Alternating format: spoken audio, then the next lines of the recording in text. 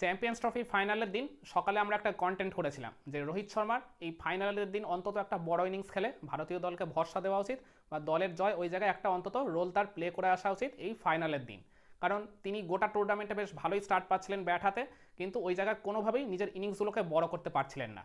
তিনি ঠিক ওই 23 ওয়ানডে বিশ্বকাপের মতোই স্যাক্রিফাইসিং রোলটা প্লে করছিলেন।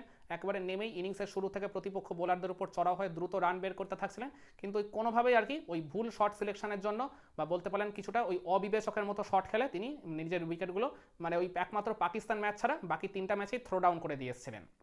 তো সেই কারণেই আমি বলেছিলাম যে রোহিত শর্মা পার্টিকুলারলি যে জায়গাগুলোতে তার নজর দেওয়া উচিত বা ধ্যান দেওয়া উচিত বড় ইনিংস খেলতে গেলে, ঠিক সেই কাজগুলোই তিনি কিন্তু এই ফাইনালের দিন করে দেখিয়েছেন।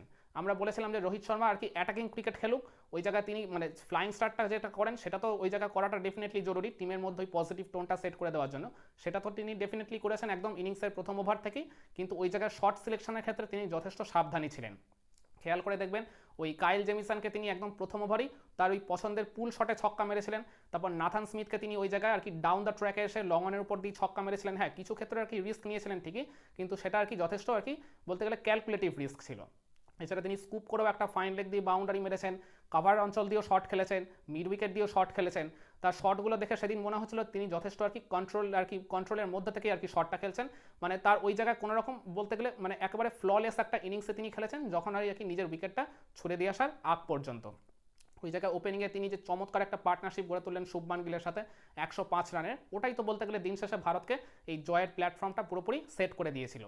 ওইটার ভিতের উপর দাঁড়িয়েই তো পরবর্তীতে ব্যাটাররা এসে নির্বিঘ্নে শট খেলেছে। তারা ওই জায়গায় যে ভরসাটা রোহিত শর্মা দিয়ে গেছিলেন ওইটার হাত ধরেই পরবর্তীতে ভারত এই চ্যাম্পিয়ন্স ট্রফির ফাইনালে নিউজিল্যান্ডকে পরাজিত করেছে। ওই যে আমি বলছিলাম যে রোহিত শর্মার ব্যাটিংটার কথা, রোহিত শর্মার ওই জায়গায় ওই পার্টিকুলার ডেতে তার ফুটওয়ার্কের উপর তিনি কিন্তু অনেকটা জোর দিয়েছিলেন। তিনি যখন শটগুলো নেগোশিয়েট করছিলেন বা পার্টিকুলারলি যে ডাউন দ্য ট্র্যাকে এসে শটগুলো খেলছিলেন, ফুটওয়ার্কে কিন্তু যথেষ্ট ভালো মতো তিনি ওই জায়গায় ইউটিলাইজ করেছেন। আগের ম্যাচগুলোতে একটু খেয়াল করে দেখবেন রোহিত শর্মা কিন্তু ফুটওয়ার্কের প্রবলেমে যথেষ্ট ভুগছিলেন। এই প্রবলেমটা তার ক্যারিয়ারের একেবারে ইনিশিয়াল স্টেজ থেকেই রয়েছে। ওই প্রবলেমটা নিয়ে তিনি দীর্ঘ এই 17-18 বছর ইন্টারন্যাশনাল ক্রিকেটে সার্ভাইভ করেছেন। কিন্তু তারপরে ওই বিগত 2-1 বছরে রোহিত শর্মা কিন্তু তার ফুটওয়ার্ক নিয়ে যথেষ্ট ভালো কাজ করেছেন। তিনি ওই জায়গায় এখন ওপেন স্টান্সে দাঁড়ান, যেটা কিন্তু তিনি কিন্তু প্রায় গত 2-3 বছর আগেও কিন্তু ক্লোজ স্টান্সে দাঁড়াতেন। হ্যাঁ, দু ক্ষেত্রেই তিনি সাফল্য পেয়েছেন, কিন্তু বর্তমানে ওপেন স্টান্সে দাঁড়িয়ে তিনি আরও বেশি সাফল্য পেয়েছেন, পার্টিকুলারলি ইনকামিং ডেলিভারির এগেনস্টে। আগে আমরা দেখতাম রোহিত শর্মা ইনকামিং ডেলিভারির এগেনস্টে একেবারেই দাঁড়াতে পারতেন না। ওই জায়গায় টিম অ্যানালিস্টের অপোনেন্টে যারা টিম অ্যানালিস্ট থাকতো তাদের ওই প্রথম প্ল্যানেই তিনি ওই জায়গায় আউট হয়ে যেতেন। পেস বোলারদের particularly left arm pace bowler যদি হতো, ওই কারণে আমরা দেখেছিলাম শাহিন শাহ আফ্রিদি কিংবা মিচেল স্টার্ক অতীতে রোহিত শর্মাকে বহুবার ভুগিয়েছেন, তাকে ওই ইনকামিং ডেলিভারিতে ওই জায়গায় বিট করেছেন বারবার, যার ফলে তিনি হয় এলবিডব্লিউ হয়েছিলেন, না হলে ওই জায়গায় বোল্ড হয়ে এসেছিলেন। তো ওই জায়গাতে রোহিত শর্মা বিগত 2-3 বছরে নিজের অনেকটা ইমপ্রুভ করেছেন, ওই ফুটওয়ার্কের উপর জোর দিয়েছেন, ওপেন স্টান্সে তিনি ওই জায়গায় ব্যাটিং করা শুরু করেছেন। আগের কয়েকটা ম্যাচে তার ওই ফুটওয়ার্ক রিলেটেড যে প্রবলেমটা ছিল সেটা তিনি ফাইনাল ম্যাচে বেশ ভালোভাবেই কাটিয়ে উঠেছিলেন।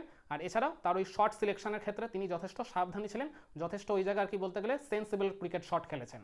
আর ওই কারণেই অপর পাশে থাকা শুভমান গিল তিনি নিশ্চিন্তে ওই সিঙ্গেলস ডাবলস নিয়ে রোহিতকে সাপোর্ট দিয়ে গেছেন, যেটার কারণেই ভারত ওই জায়গায় ওপেনিং পার্টনারশিপেই 105 রান তুলে ফেলে।